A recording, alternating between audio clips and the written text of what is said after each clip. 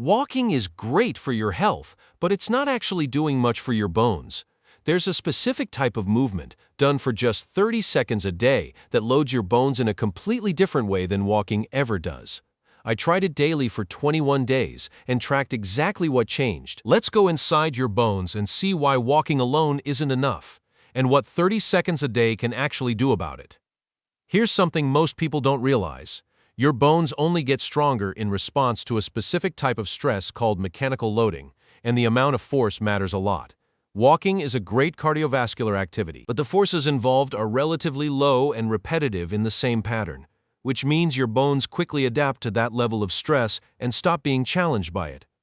Higher impact movements, even brief ones, create a much stronger loading signal, which is exactly what triggers your body to build new bone tissue. This is the entire premise behind why a short, higher-impact movement can do more for bone density than an hour of walking.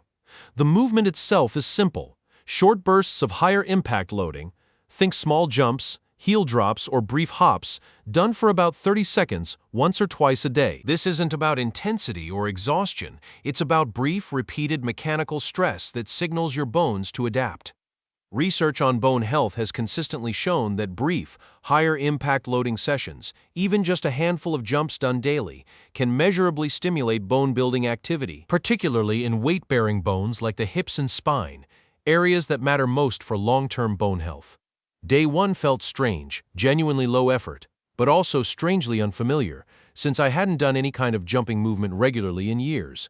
Day 3, it started feeling more natural, more like a quick habit than an actual workout. By day 5, the whole thing took less time than brushing my teeth. Osteoblasts get activated.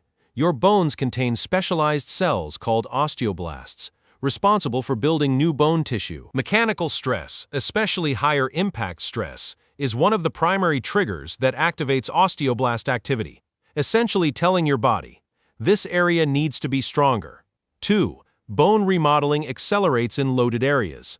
Your skeleton is constantly being broken down and rebuilt in a process called bone remodeling. Areas that experience regular impact loading tend to prioritize rebuilding, gradually increasing bone density specifically in those higher stress regions over time, which is why weight-bearing, higher impact activities are consistently linked to stronger hip and spine bone density.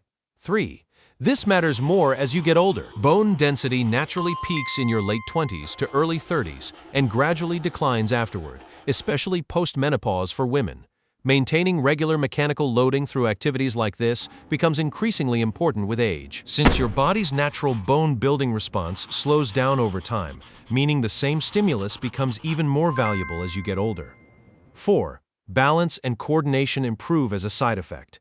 Interestingly, this type of brief, controlled jumping or impact movement also engages balance and coordination systems, which research links to reduced fall risk, an important secondary benefit, since falls are a leading cause of bone fractures in older adults.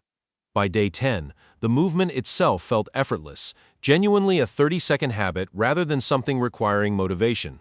By day 15, I noticed better balance during everyday activities. Stepping over uneven ground, catching myself if I stumbled slightly, things I hadn't consciously paid attention to before. Bone density itself isn't something you can feel change directly over 21 days. That process takes months to show up in scans.